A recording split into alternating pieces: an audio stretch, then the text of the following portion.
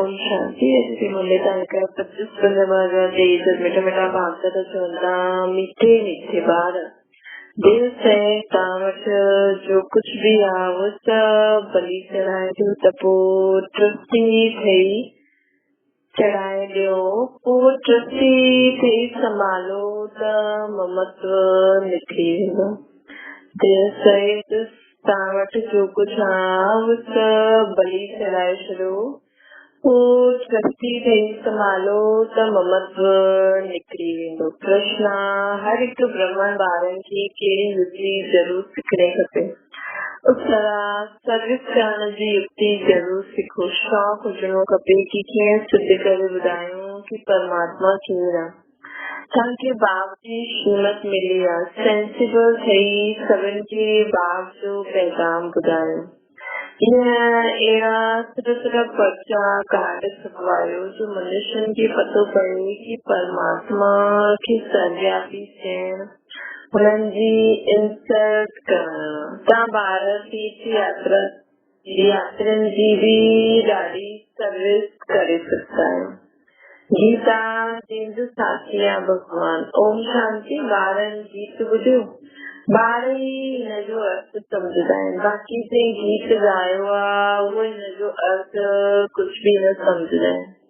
न हुननि सां गॾु भगवान आहे, न हुननि खे पतो आहे कि भगवान कॾहिं अची करे पंहिंजे ॿारनि खे स्वर्ग जो वरितो ॾींदा आहिनि। बाप ई अची करे ॿारनि खे सम्मुख पंहिंजो परिचय ॾींदा आहिनि। उहे ई बाप हाणे सम्मुख वेठा आहिनि ऐं तव्हां ॿार ॿुधो था न। तव्हां ई तूफाननि खे सम्झंदा आहियो। उहो माण्हू त क्लाइमेटिस आदि जो तूफान सम्झे वठंदा आहिनि। इहा त 5 विकार रूपी माया जा तूफान ईंदा आहिनि। पुरुषार्थ में माया ॾाढो विघ्न विझंदी आहे, परंतु हुनजी परवाह न करणी खपे। सिर्फ़ बाबा खे सुठी रीति यादि करण सां ई तूफान उड़ी सघंदा आहिनि। बादशाह जो ॿार हूंदो, हुनखे निश्चय हूंदो कि सॼो बाबा बादशाह आहे। हिन बादशाही जो मां मालिक आहियां। नशो रहंदो आहे। तव्हां ॿार में बि कोई खे अहिड़ो पक्को निश्चय आहे ऐं बाप खे पंहिंजो ठाहियो अथनि। पंहिंजो ठाहिण कोई मासी जो घर न आहे।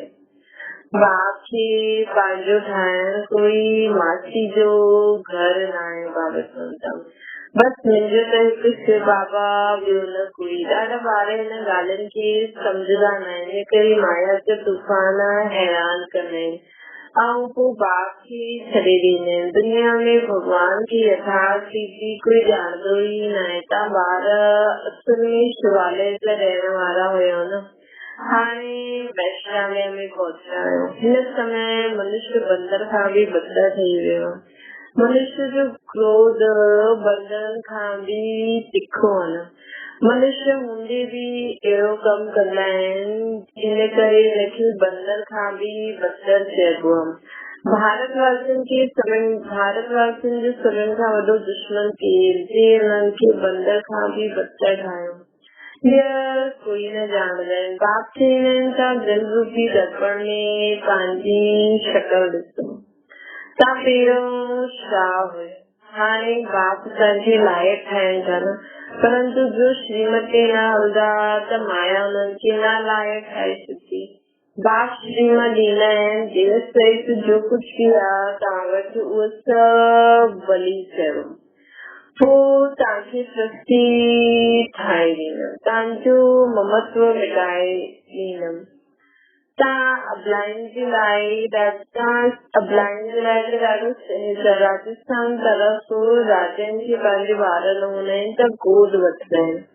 गरीब जो बालक अगरि साहूकार जी गोद में ईंदो आहे त केतिरो ख़ुशि थींदो आहे न। बाबा चवंदा राजस्थान तरफ़ ॿार न हूंदा आहिनि त गोद वठंदा आहिनि त गरीब जो ॿार साहूकार जी गोद में अची करे केतिरो ख़ुशि थींदो आहे न।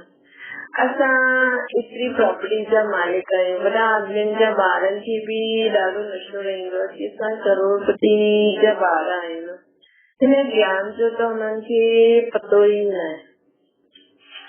भले हस्बैंड जे ॿारनि खे बि ॾाढो नशो रहंदो आहे, केतिरा करोड़पति जा ॿार आहिनि, हिन ज्ञान जो बि कंहिंखे पतो ई न आहे।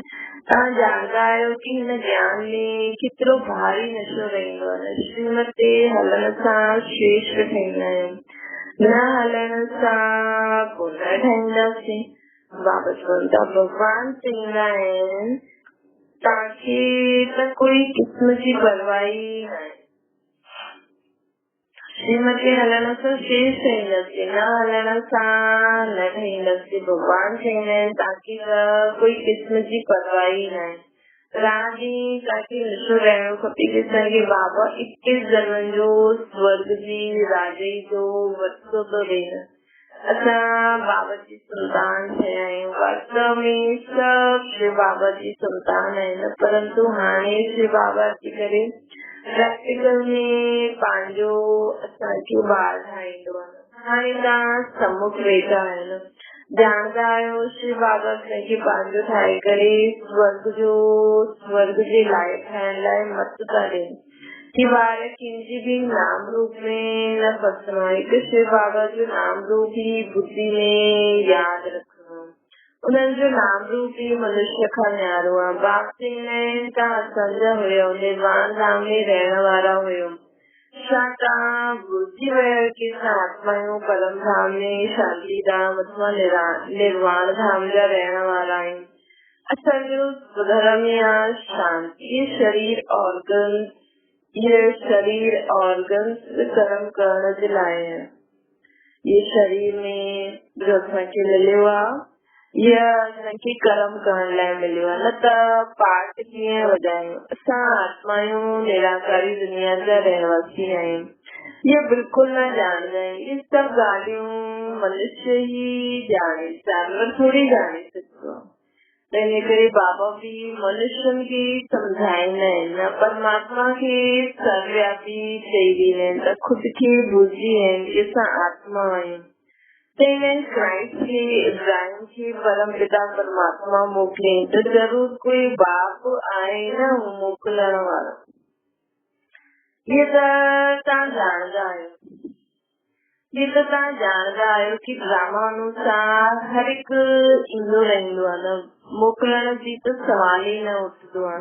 हिन समय मनुष्य अज्ञान अंधेरे में आहे, न बाप खे न पंहिंजे खे न रचना खे ॼाणंदो आहे। मां आत्मा आहियां, ये शरीर आहे, असां आत्मा आहियूं, हुतां खां आया आहियूं। ये सभु ॻाल्हियूं बाबा ही यादि ॾियाराईंदा आहिनि। ॿियो बाबा चवंदा आहिनि सभिनि खे यादि ॾियारायो। तव्हांखे निमंत्रण ॾाढो छपाइणो खपे। शिव जो चित्र भी आहे न, इहा बाबा आहे, लक्ष्मी नारायण वर्त लिखल भी आहे न। परम पिता परमात्मा अची करे लक्ष्मी नारायण जहिड़ो ठहिण जो वर्तो थो ॾिए। त असांखे सभिनि खे निमंत्रण जे लाइ ॾाढो कुझु छपाइणो खपे। शिव बाबा जो चित्र भी हुजे, ये बाबा आहे, ये लक्ष्मी नारायण, ये बाबा आहे, ये लक्ष्मी नारायण, ये आहे असांजो वस्तु। लिखल भी आहे न, परम पिता परमात्मा अची करे लक्ष्मी नारायण जहिड़ो ठाहिण जो वस्तु ॾींदा आहिनि। तव्हां नरसांखे नारायण ठहिण जा स्टूडेंट आहियो न, हू साहूकार आदि जा ॿार पढ़ंदा आहिनि त केतिरो ख़ुशि थींदा आहिनि, परंतु असांजे अॻियां त हू कुझु बि न आहिनि। अल्पकाल जे सुख जे लाइ महिनत कंदा आहिनि। तव्हां ॿार सां सुख पाईंदा आहियो, इहा बि तव्हां ई चई सघंदा आहियो न। काथे बि वञो, हथ में निमंत्रण पत्र हुजे, चओ ये सभिनि आत्माउनि जो बाप स्वर्ग जो रचयिता आहिनि, उन्हनि सां वस्तु कीअं मिले सो लिखल आहे। इहे निमंत्रण एरोप्लेन सां किराए सघंदा आहियूं, अखबारनि में भी विझी सघंदा आहियूं। वॾनि खे निमंत्रण मिली वञे। इहा एरोप्लेन विनाश जे लाइ भी आहे त तव्हांजी सर्विस जे लाइ भी आहे। बाबा चवंदा इहे एरोप्लेन आदि विनाश जे लाइ भी आहिनि त सर्विस जे लाइ भी आहिनि। ये कम गरीब त करे न सघनि, परंतु बाप आहे गरीब निवास, गरीब ई वस्तु खे पाईंदा आहिनि। साहूकार त ममत्व में फसल है। सरेंडर हुजण सां सरेंडर थियण में हृदय विधिवरण थींदो आहे। कन्याई माताउनि जो हिन समय ही भाग्य उदय थींदो आहे। बाप सिंह हिन माताउनि द्वारा ही भारत जो ऐं साधु संत विद्वाननि जो उद्धार करणो आहे। अॻियां हली करे उहे सभु ईंदा। हाणे उहे माण्हू सम्झंदा आहिनि असां जहिड़ो कोई आहे न। उहे इहे न ॼाणंदा आहिनि कि गृहस्थ व्यवहार में रहंदे बाबा राजयोग सेखारींदा आहिनि। उन्हनि जो हथ योग कर्म संन्यास अलॻि आहे। भॻवान त ज़रूर अची करे स्वर्ग जो मालिक ठाहींदो। त तव्हांखे केतिरी ख़ुशी हुजणी खपे कि बाबा अची करे सभिनि खे स्वर्ग जो मालिक ठाहींदा आहिनि न बाबा। त बाबा भक्ति में भी लक्ष्मी नारायण, ब्रह्मा बाबा भक्ति में भी लक्ष्मी नारायण जे चित्रनि खे ॾाढो प्यार सां साथ में रखंदा आहिनि। श्री कृष्ण जा चित्र खे ॾिसी ॾाढो ख़ुशि थींदा हुया। बाबा ॿारनि खे सम्झाईंदा आहिनि कि पंहिंजो ॿियनि जो कल्याण करणो आहे त सर्विस में लॻी वञो। बाबा चवनि था पंहिंजो ॿियनि जो कल्याण करणो आहे त सर्विस में लॻी वञो। एम ऑब्जेक्ट त ॾाढी क्लियर आहे। वर्सुआ जीती वर्ल्ड सॉवरेंटी। मथे शिव बाबा, हेठि पोइ लक्ष्मी नारायण। केतिरो सहज आहे न सम्झाइण। मथे मथे शिव बाबा, ऊंच ते ऊंच। पोइ हेठि अचो त ऐसे त विश्व में ब्रह्मा विष्णु शंकर भी बाबा चईंदा आहिनि, पर अॼु बाबा चवनि था मथे आहे शिव बाबा। पोइ हेठि अचो त श्री लक्ष्मी श्री नारायण आहिनि। केतिरो सहज आहे न सम्झाइण। त सभिनि खे निमंत्रण पत्र ॾियणो। मतिलबु हीअं असां हिकु चित्र बि ठाहे सघंदा आहियूं। हिकु चित्र आहे कि मथे शिव बाबा आहे, हेठि लक्ष्मी नारायण। मतिलबु इहो शिव बाबा असांखे अहिड़ो लक्ष्मी नारायण ठाहिण जो वर्तो ॾे थो। त हिनखे यादि करण सां असांखे मन मना बाबा मध्या यादि रखो। शिव बाबा खे यादि कंदासीं त असां अहिड़ा श्री लक्ष्मी श्री नारायण जहिड़ा ठही वेंदासीं। केतिरो सहज न सम्झाए। त सभिनि खे निमंत्रण ॾियणो आहे। बेहद जे बाप स्वर्ग जो वर्तो ज़रूर मिलणो आहे न। बेहद जे बाप सां स्वर्ग जो वर्तो ज़रूर मिलणो आहे। जिते ॾाढा माण्हू वेंदा आहिनि उते फर्ज़ ज़रूर फिटी करणो खपे। कोई कुझु चई न सघंदो। अगरि कोई चए त सिद्ध करे सम्झाए सघंदा आहियूं कि बाप जी जो स्वर्ग जो वर्तो मिलंदो आहे उन्हनि खे सर्वव्यापी चईंदा आहियूं। बाप चईंदा आहिनि ॾिसो इहो मुंहिंजी इंसल्ट कंदा आहियो। मां स्वर्ग जो मालिक ठाहींदो आहे। मूंखे पोइ बिता फिकर में विझी छॾियो अथमि। हाणे तव्हांखे सूरत मिले थी कि पसरा खूब बांटो। अमरनाथ जी यात्रा ते जिंद वेंदो आहे न, हुते वञी करे बांटो। हिन में लिखल हुजे यज्ञ तप आदि सां मां न मिलंदो आहे, परंतु सम्झाइण वारो सेंसिबल खपे। सम्झाइणो खपे वो आहे गॉड फादर। सिर्फ़ भगवान ईश्वर परमात्मा चइण सां पिता अक्षर न ईंदो आहे। गॉड फादर चइण सां पिता अक्षर बि ईंदो आहे न। त सभई हिकु फादर जा ॿार ठहिणसीं। परमात्मा सर्वव्यापी आहे त छा परमात्मा बदित थी वियो? ईअं असांखे हुननि खां प्रश्न पुछणा खपनि। ईअं सम्झाइण जी युक्ति हुजणी खपे। उहो त आहे ओचिती हुजे। हुनजो यादगार मंदिर बि आहे त ॿारनि खे युक्ति सां सर्विस करण जो शौक़ु खपे। यात्रा ते वञी करे ॾाढी सर्विस करे सघंदा आहियो। उहा आहे जिस्मानी यात्रा। तव्हां आहियो रूहानी यात्री। सम्झाइणो खपे तव्हां काॾे था वञो। शंकर पार्वती त सूक्ष्म वतन में रहंदा आहिनि। हिते उहा काथां आया। इहे सभु भक्ति मार्ग आहे न। त हीअं ॾाढी सर्विस करे सघंदा आहियो। भॻत वीचारा ॾाढा धक्का था खाइनि। असां हुन ते तरस करणो खपे। उन्हनि खे चओ था पंहिंजे धर्म खे भुलिजी विया आहे। हिंदू धर्म खे स्थापन कयो। सर्विस त ॾाढी आहे। ॿारनि खे खड़ो थियणो खपे। सर्विस त ॾाढी आहे। ॿारनि खे खड़ो थियणो खपे। बाप आयो आहे स्वर्ग जो वर्तो ॾियण। पोइ माया न सां पकड़े हिकदमि मुंहुं फेराए ॾींदी आहे। इन करे माया सां ॾाढो ख़बरदार रहणो।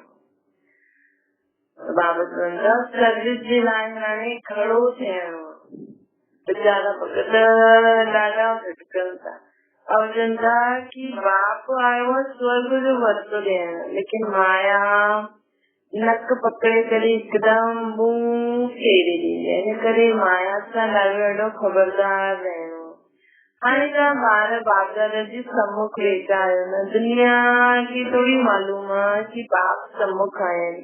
सभी आत्माउनि जी ज्योति गुजल आहे न, हिकदमि बुझी न वेंदी आहे, थोड़ी लाइट वेंदी आहे। पोइ बाबा जी करे ज्ञान ग्रस्त विझंदा आहिनि। जॾहिं कोई मर्द आहिनि त दीवो जगाईंदा आहिनि।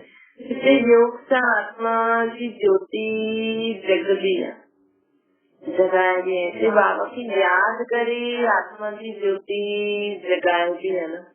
ज्ञान जी ॻाल्हि कंदा रहंदा आहिनि। भारत जो प्राचीन राजयोग मशहूर आहे। उहो निवृत्ति मार्ग वारा त अनेक प्रकार जा हठयोग सिखलाईंदा आहिनि।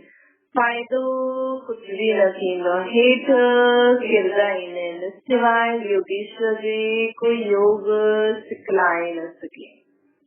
योग सिखलाइण वारो आहे ईश्वर, उहो आहे निराकार। बाप चई आहिनि तव्हांखे हाणे योग सिखलाइण थो न। हाणे तव्हांजो 84 जन्मनि जो पाठ पूरो थी वियो। कोई जो 84 जन्म आहिनि, कोई जो 7 आहिनि, कोई जो 1-2 जन्म बि हूंदो आहे न। त ॿारनि खे खूब सर्विस करणी खपे।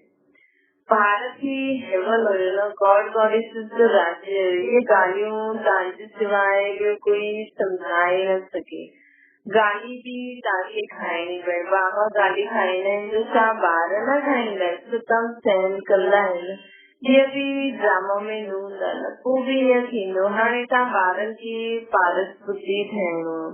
अहिड़े बाप खे ॾाढो यादि करणो आहे जो विश्व जो मालिक ठाहींदो असांखे। अहिड़े बाप खे असांखे ॾाढो यादि करणो आहे जो असांखे विश्व जो मालिक ठाहींदा आहिनि। चईंदा आहिनि ॿार जीते रहो, स्वर्ग जो राज्य भाग्य वठो। अहिड़े मिठे मिठे बाबा खे तव्हां यादि न करे सघंदा आहियो। अहिड़ो बाबा जो असांखे पारस बुद्धि ठाहींदा आहिनि। अहिड़े बाबा खे ॾाढो प्यार सां यादि करणो खपे जो असांखे विश्व जो मालिक ठाहींदा आहिनि। अहिड़ो बाबा जो असांखे विश्व जो मालिक ठाहींदा आहिनि। अहिड़े बाबा खे ॾाढो प्यार सां यादि करणो खपे। चईंदा आहिनि ॿार जीते रहो, स्वर्ग जो राज्य भाग्य वठो। अहिड़े मिठे मिठे बाप खे तव्हां यादि न करे सघंदा। यादि सां ई विक्रम विनाश थींदा आहिनि। यादि हूंदो रहियल उहे पापनि जो खातो हिते ई चुक्तो करणो आहे। अगरि असां बाबा खे यादि कंदा रहंदासीं त जेका रहियल पापनि जो खातो आहे उहो हिते ई चुक्तो थी वेंदो न। अगरि योग न लॻाईंदा त सजा खाइणी पवंदी। हुन समय बाबा साक्षात्कार बि कराईंदो। तव्हां संत ठही करे पोइ पार्वती रही था, टेट रही हो, तव्हां शुरूआत में साक्षात्कार बि कया आहिनि। अच्छा मीठी मीठी सिकी लॻी। सदा सलामत ॿारनि खे माता पिता जो यादि प्यार ऐं गुड मॉर्निंग। ॿारनि खे सम्झणो आहे कि असांजी शरीर छॾे स्वीट होम में वेंदासीं। हाणे हिते रहण में जरा बि मज़ो न आहे न। हाणे असां बाबा वटि वञूं था, बाबा खे यादि करणो आहे। हुतां खां पोइ असां स्वर्ग धाम में ईंदासीं। यात्रा ॾाढी वंडरफुल आहे। हिनमें माया ॾाढो विघ्न विझंदी आहे। अच्छा मीठी मीठी सिकिल जे ॿारनि प्रति माता पिता बाप दादा जो यादि प्यार ऐं गुड मॉर्निंग। रूहानी बाप जी सभिनि रूहानी ॿारनि खे नमस्ते। असांजी बि रूहानी माता पिता बाप दादा खे यादि प्यार गुड मॉर्निंग ऐं नमस्ते। साधना जे लाइ मुख्य सार आहे हिकु शिव बाबा जो नाम रूप बुद्धि में यादि रखणो। ॿियो कंहिंजे बि नाम रूप में न फसणो असांखे।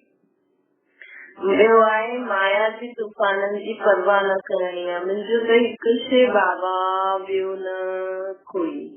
हिन विधि सां तूफ़ान हटाए ॾियण। असांखे बाबा खे यादि कंदे रहणो। बाक़ी जो लालची थी वापरी हरी वेंदी बाबा की शक्ति जगह कोई ठहरी सकता कोई नहीं वरदान है इसका यथार्थ श्रेष्ठ कर्म द्वारा सफलता में फल प्राप्त करने वाला ज्ञानी योगी आत्मा है।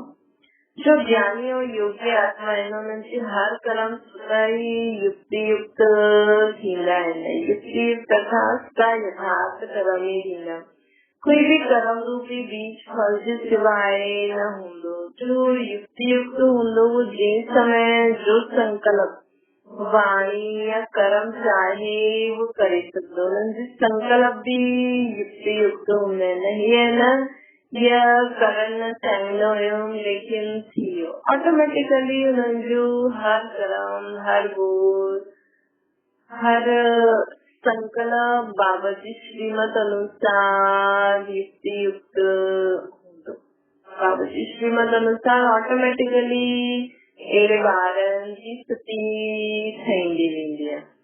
सोचणु खपे सोचणो न खपे सोचे वठो उहो ईअं न चईंदा की मूंखे करणो हुयो थी वियो सोचणो हुयो सोची वठो। राजयुक्त योग युक्त जी निशानी आहे युक्त युक्त आत्मा राजयुक्त योग युक्त आत्मा आहियूं असां बाबा जी हर राज खे सम्झण वारी बाबा जी याद में रहण वारी अगर असां आत्मा आहियूं त सम्झो हर संकल्प हर बोल हर कर्म युक्त युक्त ई हूंदो। स्लोगन आहे जंहिंजी दिलि वॾी आहे हुननि जा भंडारा सदा भरपूर रहंदा आहिनि। जंहिंजी दिलि वॾी आहे मतलब जंहिंजी आत्मा बाबा खे पंहिंजो ठाहे करे विश्व जी सर्व आत्माउनि जी पंहिंजो भाग सम्झदी आहे अहिड़ी आत्मा जा भंडारा सदा भरपूर रहंदा आहिनि। श्री हुननि खे सभिनि खे ॾियणो हूंदो न त सदा भरपूर रहंदा आहिनि। ओम शांति।